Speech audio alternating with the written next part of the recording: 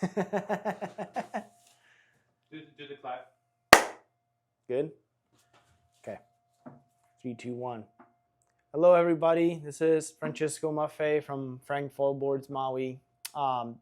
Designer for Axis this year for this Downwind Mako board that we're releasing. We're really proud of this design. I've been working on refining it for the last 2 years, just suffering out here downwinding, trying to learn this amazing sport.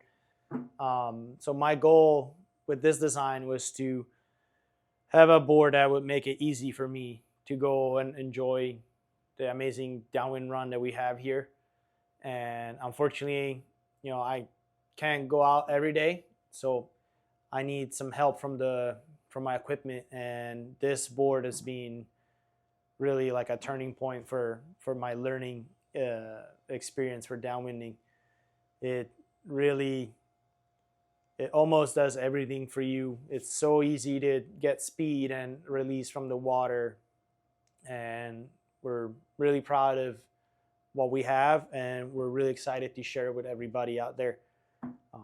Different features on this board. The main thing is the length to width ratio.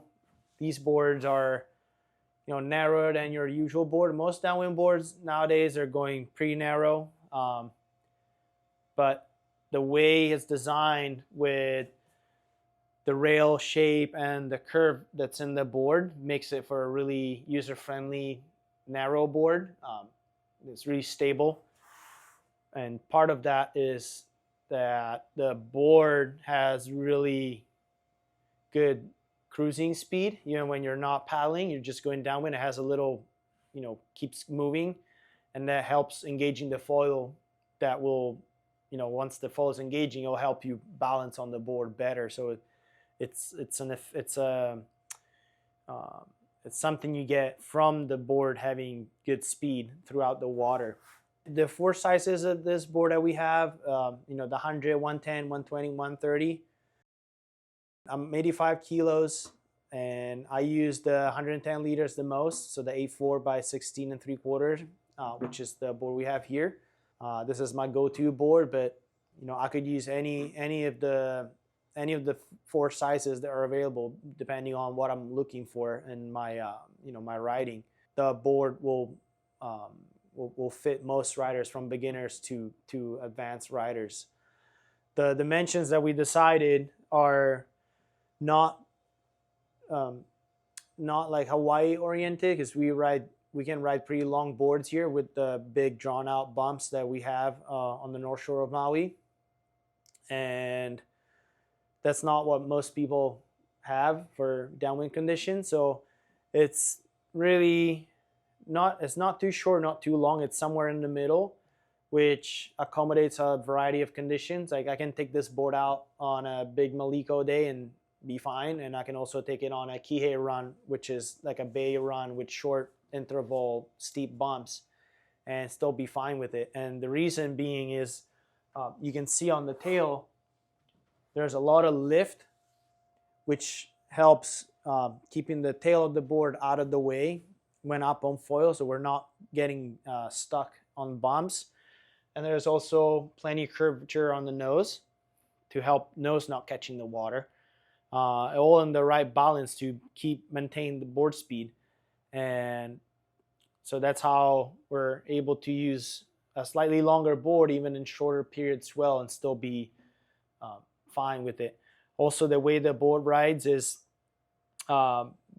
different from other boards. The way the tracks are placed and how the board is designed to be ridden from the middle makes it so that once you're up on foil, the board disappears. You don't have a lot of nose in front of you, which reduces the swing weight. Everything is very balanced because you're mostly standing in the middle of the board, and it feels great once you're up on foil because it's easy to pump, easy to turn, very low drag when touching down, and if you're going across the wind, the rails on the nose are designed in a way that you can cut through the wind and don't get affected by it. So that's a really good feature that we're really excited about. is how this longer board, once you're up on foils, feels very lively. And part of that is the construction. We did full carbon construction with the Vinycell high density foam sandwich on the deck. We're happy and really excited of what we were able to achieve with the construction and make it a solid board with reinforcement in all the critical areas, but keeping the weight at a very low weight, and which is important to keep the board lively and feel good. All the main areas of stress are reinforced really good.